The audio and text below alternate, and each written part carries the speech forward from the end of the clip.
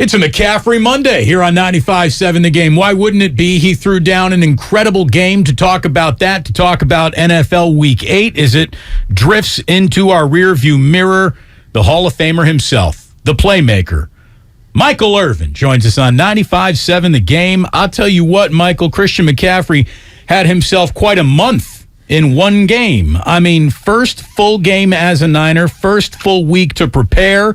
A rushing touchdown, a receiving touchdown, a passing touchdown. It was more than seamless. It was the perfect fit, like you suggested it could be when we started talking about this a few weeks ago. And you saw why I was saying it. Let me tell you, I was trying to explain this to some other people the other day, how great that grab was that he had in the corner in the end zone right there. And I was trying to just explain to people that really don't get football. I said, you know why running backs don't make plays like that? Because the ball has to travel too far in the air, and they have to track it 30, 40, 50 yards. They don't do. They all their lives they just track those little swing routes and everything like that. That's why they're not great at grabbing the ball. That pass right there told you everything, man. Not many running backs could have gone up and made that play that he made right there. That was an incredible play. It was like the perfect diamond pattern in his hands. He looked like Dwight Clark going up in the back of a Niners end zone once.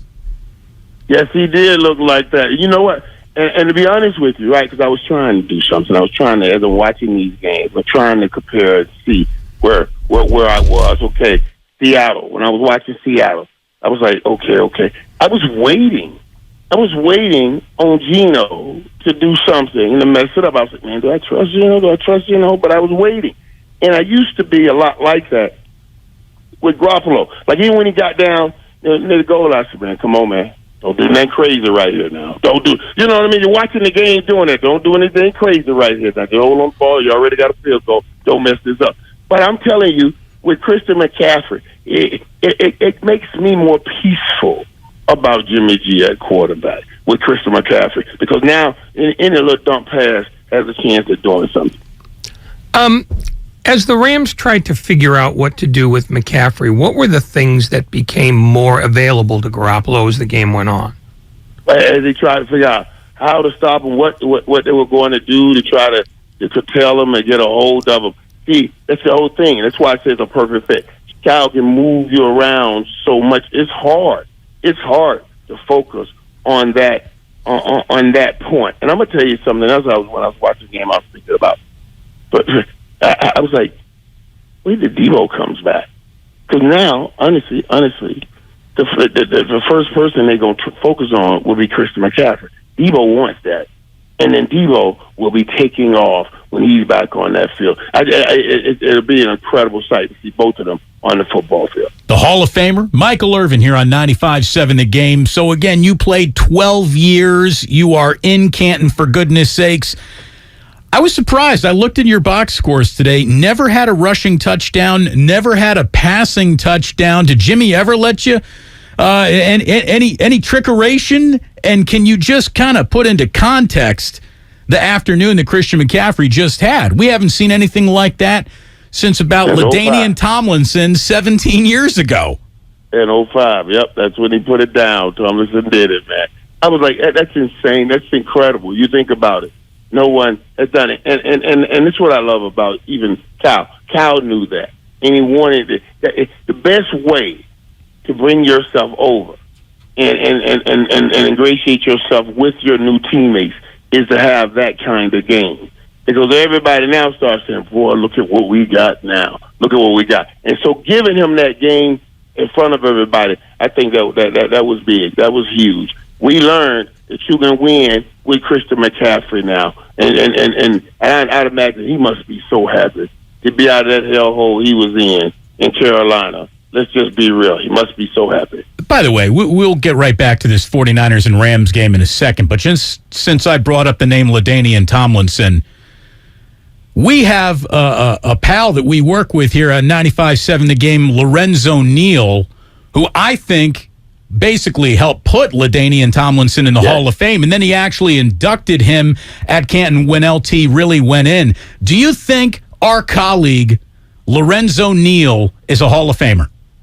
And you know what? It's so funny because Remember, Lorenzo Neal, guys like that. When you think about some of the greatest runners, Lorenzo Neal, Emmitt Smith had DJ Darrell Johnston, because it was his 20th year anniversary last weekend. They were playing Chicago when he broke Walter Payton's record, and he had Moose Johnson. And Emmitt always talked about it. Yeah, I heard Emmitt say that a million times. When I went in, Darrell Johnson went in because every yard I got, Darrell was leading the way. So I don't know if that'll ever happen, if that will ever happen, because we just don't there are no stats for great blocks and leaders and blocking leads like that. It's not a catch or a touchdown or anything like that. But yeah, the value is understood, and you guys understand the value of that fullback more than anybody. You know what I'm saying? You understand the value of the fullback also. As a practical matter, I know it's only been 8 weeks, but how much damage have the Rams done to their playoff chances? Basically they lost the 49ers twice. They're 3-4 and looking bad, and now there are 5 teams that are clearly running away with the first 5 spots in the order. Are the Rams doomed already? Boy, it just doesn't look like they can come up out of it. I really don't believe they can come up out of it. And as much talent as they got on that football team, and they have so much talent, you're still missing something on that football team. That offense, man, first half you got Cooper Kupp, and then they just slow them down, they shut them down because they stopped making them available, and that offense just stalls completely. Just stalls. Yeah, that's why that was so important, that Christian McCaffrey swing. Because, trust me now, if they would have gotten Christian McCaffrey, it would have made a huge difference if the Rams had gotten him. They didn't get him, and I do believe it's over for the Rams also. Michael, the 49ers have beaten the Rams 8 times in a row. It's hard to beat anybody 8 times in a row when they're bad in your own division, much less when they've been pretty darn good. And the Rams were good enough last year to win a Super Bowl, for goodness sakes. How difficult is it to have that much ownage over a team over that long of a period of time? It seems next to impossible to dominate a team, any team in football, that decisively over 4 years. Especially when they're dominating. Let's be real here now. You got that when the Rams they won a Super Bowl last year. And you still talking about we got 8 straight over you. That's pretty amazing right there when you think about that. That's pretty amazing. And you can't tell me it doesn't play. It doesn't play a role. Look at the Jets yesterday. I was like, come on, Zach, what is that? You just throwing that ball up in the air like that and letting them, you know what I mean? All the Jets had done up to that time, they needed to beat the Patriots to solidify the success that they've had this year. And losing that game kind of threw them all the way back, threw them all the way back closer to 0 and starting over. You know what I'm saying? And they couldn't get over that hump. So the hump it's real, and it's not easy to get over when you feel somebody has your number like that. And by the way that 49ers fans took over SoFi Stadium was really impressive. We got a new nickname for SoFi Stadium. I know a lot of fans were saying it's Levi South. I think we can do better than that, Michael. From now on, that stadium will be known as Fancy Candlestick. Fancy Candlestick. Hey, listen, I like that. I don't see a stadium. I feel like I don't. How old am I? Everywhere I go, I don't see a stadium. My son said, "Dad, is any other stadiums that you played in still up?" I said, "I don't know, son. I just don't know." You know what I'm saying? For Candlestick, yeah, I played there. I'm thinking Lambeau Field and what's left of Soldier Field might be the only 2 stadiums that you actually play. And Arrowhead, if you ever got to Arrowhead, that was around, but. Yeah, there aren't a lot of stadiums from your playing days still open and running. That's for sure. Right. Isn't that crazy? And even if they were, they look like high school stadiums now. Right. The stadiums we have, high schools are getting now, and we're getting these things. The NFL, you know what they got. Look at SoFi. You see what these new stadiums look like. They're just something, just a whole new world. You were referring to Christian McCaffrey's old team, Carolina, in passing earlier, and they lost a game in the weirdest way possible. Yeah. As you look at it as a receiver who enjoyed his touchdowns as much as anybody, is DJ Moore more to blame there than Eddie Pinheiro? And is the rule too strict about, celebrations after a score? Yeah, well, and I kind of lean on some of that. I mean, I even said that today on TV. You guys just said, I'm not saying, right, he has to keep his helmet on. But, boy, I can understand. He had just dropped that huge pass that could have kept them in the game. He thought he just lost the game for his team. And it goes on the sideline. And then he gets back. He has this one opportunity. And I don't know. I just don't know. And I can use all 5 of my eyes to look for it. The 2 in my head, the 3 in my name. And I can't see why they let him in back of them that way. How did you let this guy get in back of you, but DJ Moore got in back of him and made a great play? So I know his emotions overtook him and everything. So yeah. But listen, that's the Emmitt Smith rule, taking off the helmet. That's what he used to do all the time. That's when they brought that rule in. We called it the Emmitt Smith rule. Then he used to take his helmet off every time, and this was when we were winning games, scoring touchdowns, winning Super Bowls and everything. And the NFL said we got to stop that. We selling a shield, no individual faces. They came in and they said that nope, we're going to stop that. We're putting a rule in, so that we call it the Emmitt Smith rule. We're talking to Emmitt Smith's Hall of Fame teammate, Michael Irvin, here on 95.7 The Game, and we're not going to let that line just go unchecked, Michael. 5 eyes, 2 in my head, 3 in my name. That is freaking brilliant. That's a T-shirt waiting to happen, man. You could sell those puppies on NFL Network. There is no doubt. You could sell 1 million of those outside Dallas Cowboy games. I promise you that. By the way, right. Did you ever see anyone jump over a recovered fumble the way that Justin Fields jumped over Parsons yesterday? That was unbelievable. Yeah, and look at that right there, man. Like, dude. First of all, let's give him some love, man. What improvement he's made. Those last few weeks, he's looked good on the football field. He made some plays. He scared some teams. And that team will scare some teams as they continue to go, because I feel they're headed in the right direction. They play hard. They had many opportunities to walk away, quit, and give up, but they kept fighting, and I like that. I really like what I see in them. So, yeah, I can't wait to see what Justin Fields becomes. Now, look at that right there. You've been in the league now a few years. You got to know the rules are different here. How do you not touch him right there? And that's just it. It's so much going through those young guys' head when they're trying to get and figure out everything that's going on. And sometimes you revert it back. And he went all the way back to college days. Now, he thought, you were down, you were down. No, that's that other game. No. Not this game. You can get up and run right here, buddy. You got to touch that dude. But Michael Parsons, he must have run 100 yards on that play. The effort that he always gives is second enough. So, seeing that the 49ers kind of got their legs underneath them here and that they're going into the bye week, do you look at the NFC the same way you did a couple of weeks ago? Do you think that the 49ers have the opportunity to be right there in the conversation of the best in this conference right now based on everything we've seen and the difference that Christian McCaffrey makes? Yeah, I thought that they had a chance even before Christian McCaffrey got there because Tom Brady's Aaron Rodgers is on the downside. And it's a good matchup for Philadelphia because you got to stop the run. You're a good matchup for Philadelphia. And you saw what happened with Dallas in the playoffs last year. So I already thought they were in the hunt in the NFC.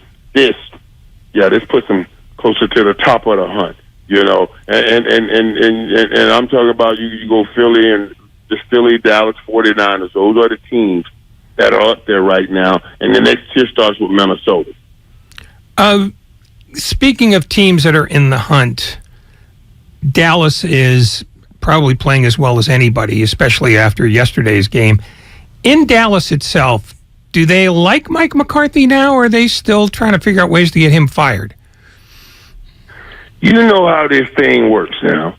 We love it as long as you're doing what you're doing. I was telling them about my driver, Mansour. He's dude. I'm telling you, 2 weeks ago, he was like, Michael, we got to keep Rush in here. We can't go back to that. We got to keep Rush in here. And then that's when he was picking me up before they played the Eagles. That Friday he picked me up. When he picked me up when I came back home Monday after the Eagles, first thing he said, man, we got to get that guy out of there. I was like, wait a minute. That was a quick change. But that's how fickle it all is. So right now, yeah, everybody's happy with Coach McCarthy. But all of this is good, but it comes down to what we do in the playoffs or what they do in the playoffs. So quarterback controversies can be a bad thing, but to me, a running back controversy is a good thing because you're eventually going to need more than one. Tony Pollard just sort of, I think, gave the Dallas Cowboys a little bit to think about in terms of Ezekiel Elliott, don't you? Well, not in terms of Ezekiel Elliott, because I love what Tony Pollard brings. That was 14 rushes for 131 yards, 14 times. On the other hand, let's do a comparative analysis on this. That Motor, I think he went 32 for 219. Tony Pollard, everybody say, do you start Pollard? Pollard can't give you 30 carries. Let's stop. Stop telling me we start Pollard. What are you going to do? You're going to run him in the ground. He's not that physical presence. He is the explosion. And explosion is good, but physical is better. San Fran has a physical football team. I told you when they were coming down here last year, I don't want to see that physical football team because nobody wants to see a physical football team. I love that Pollard can hit them holes and make a burst and make a big play. But you want to be a physical football team, and Zeke sets that. This thing has an order. Dak and Zeke, they came in together in 2016. The number 214, that's the area code in Dallas. Zeke is 21 and Dak is 4. 214, they're the area code. They run this whole football team. You mess with the structure of this team when you start doing things like that. And you're not going to run Pollard 30 times anyway. So just give him his ups. They're 8-0 when he gets 15 touches. So give him his 15 touches. But still, you start Zeke and you keep the order of your team being more physical than explosive. I'd rather have physical than explosive. Michael Irvin here on 95.7 The Game. So how much in your mind would be too much for Christian McCaffrey in terms of an in-game workload? He had 27 touches yesterday. Obviously, it's a game without Deebo Samuel. You would think that just Deebo being back in the picture probably subtracts 5 touches right there for Christian McCaffrey. But with all the injury concerns that the 49ers have had, that's the next name on the list. Should something now happen to Christian, it's going to feel like the wheels came off again. How much is too much? Where's the sweet spot of a Christian McCaffrey workload?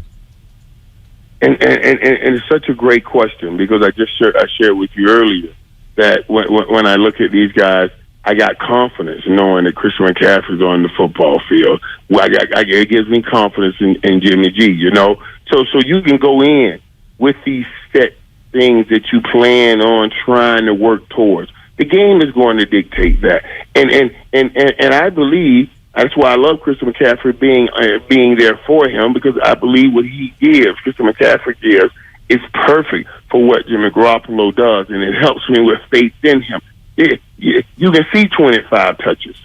You can see 25 touches. I think you should see about 25 touches every game. To be honest with you, what he did the other day is what you'll do with him every game. And even Christian McCaffrey, he's strong between the tackles. He plays hard between the tackles, so I don't mind that. Even more so than Tony Pollard, I believe. He'll hit it up inside more so than Tony Pollard when we start talking about why he can get that many reps and why Tony Pollard cannot.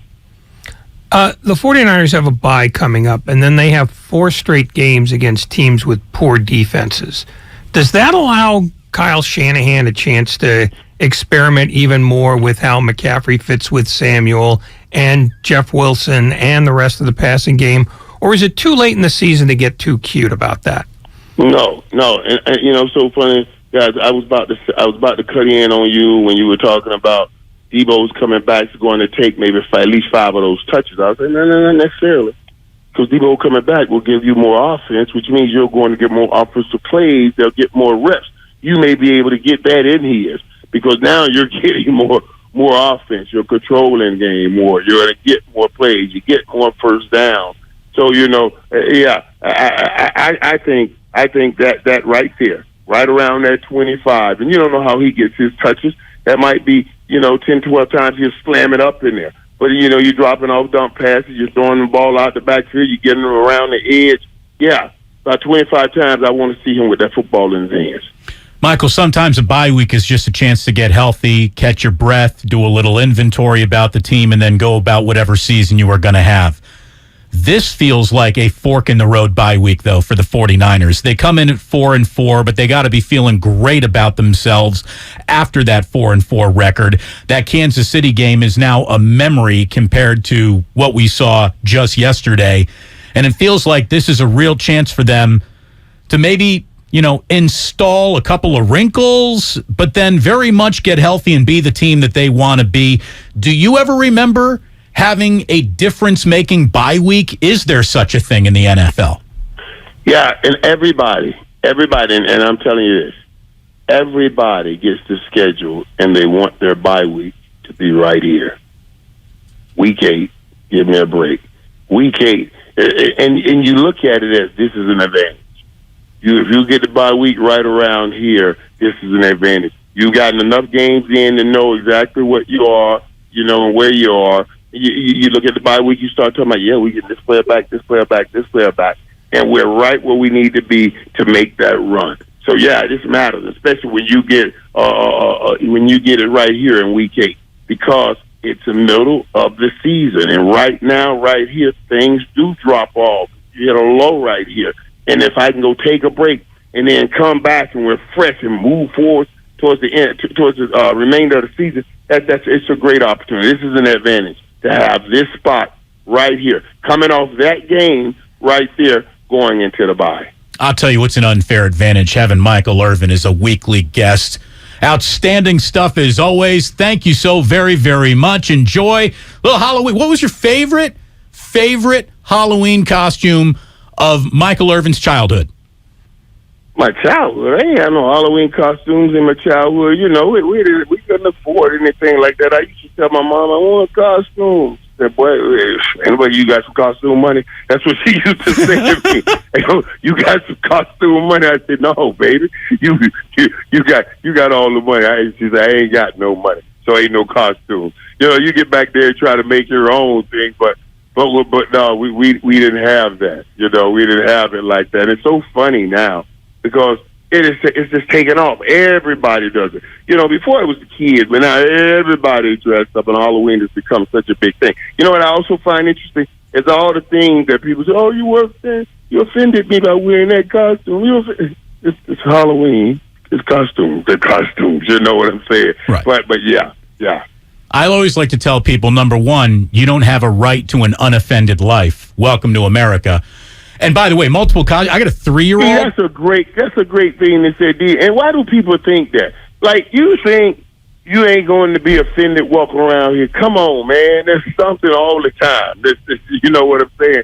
There's something all the time. I started to text you, right? But I was on the plane watching the game, and I have a game, I got all my devices up. When they part the Red Sea and just let Aaron Donald come right in, I said, wait, what the?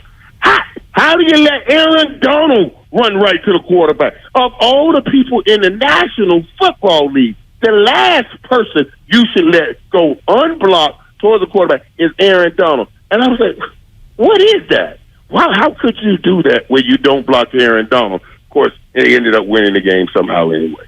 It's amazing how they do that. Michael, thanks as always. By the way, my 3-year-old, he's got 3 Halloween costumes. He's got more costume changes than a Barry Manilow concert. It's ridiculous. It's just, it's the world we live in. Michael, thank you for helping us. And that's what you're supposed to be, buddy. You're supposed to be. I didn't have all of those things, so I got to make sure my kid do. Any man worth any salt, worth anything, should always say to himself, I want my ceiling to be my kid's floor. The best I can be, I'm gonna be the best I can be. And I want my kid to step on that and make that ceiling his floor and go higher. That's why you're doing it. You want your kid to have the opportunity that you did not. And I'll just say this about you, from a man who didn't have any childhood Halloween costumes. He wears about $35,000 of tailored suits a week on my television, so I'm not feeling bad for him at all. You're the man, Michael. Thank you so much. Yeah. Hey, thanks, D. Appreciate you guys.